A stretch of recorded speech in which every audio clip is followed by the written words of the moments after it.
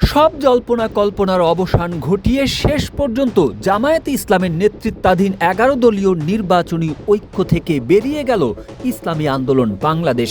শুধু বেরিয়ে যাওয়া নয়, দলটি ঘোষণা দিয়েছে একক নির্বাচনের, অথচ এর আগে বলা হয়েছিল নির্বাচনে ইসলামী দলগুলোর একক ভোট বাক্স থাকবে। সেই লক্ষ্যে তাদের মধ্যে সমঝোতা হয়েছে বলেও জানিয়েছিল বাংলাদেশ জামায়াতে ইসলামের সেক্রেটারি জেনারেল সাবেক এমপি অধ্যাপক মিয়া গোলাম পরোয়ার। তাহলে কি এমন ঘটল যার জন্য নির্বাচনের আগ মুহূর্তে ১১ দলীয় জোট ছাড়ল ইসলামী আন্দোলন? সাধারণ মানুষের মনে প্রশ্ন, জোট ছাড়ায় ইসলামী আন্দোলন বাংলাদেশ এবং জামায়াত ইসলামী কার লাভ, কার ক্ষতি হলো? ১১ দলীয় নির্বাচনী ঐক্য থেকে ইসলামী আন্দোলন শুধু যে নিজে নিজে বেরিয়ে গেছে তা নয়, দলটি অন্যান্য ইসলামী দলকেও আহ্বান জানিয়েছে জোট থেকে বেরিয়ে যাওয়ার।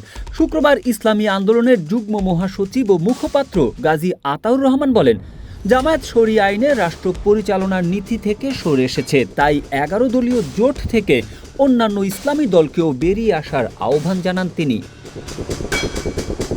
কিন্তু কথা হচ্ছে, এতদিন একসাথে থেকে এখন কেন এমন কথা বলছে ইসলামী আন্দোলন?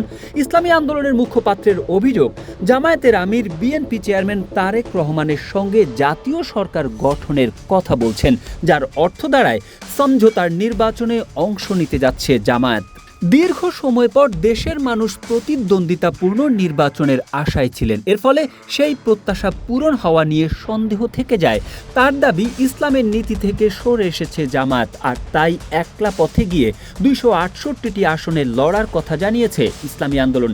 বাকি আসনগুলোতে বিএনপি কিংবা জাতীয় পার্টির সঙ্গে আসন সমঝোতার সম্ভাবনা নাকচ করে দিয়েছে চরমোনাই পীরের দল। অন্যদিকে তাৎক্ষণিক প্রতিক্রিয়ায় বাংলাদেশ জামায়াতে ইসলামের সহকারী সেক্রেটারি জেনারেল এহসানুল মাহবুব জুবায়ের বলেন, জামায়াত আদর্শচ্যুত হয়নি এবং কাউকে তুচ্ছ তাচ্ছিল্য করা হয়নি। সম্মিলিতভাবেই এগিয়ে চলার একটি প্রক্রিয়া চলছিল। যদিও গাজী আতাউর রহমান বলেন, আমরা দেখছি নীতি আদর্শের প্রশ্নে, রাজনৈতিক প্রশ্নে, ইনসাফের প্রশ্নে আমরা বৈরিতার শিকার হয়েছি।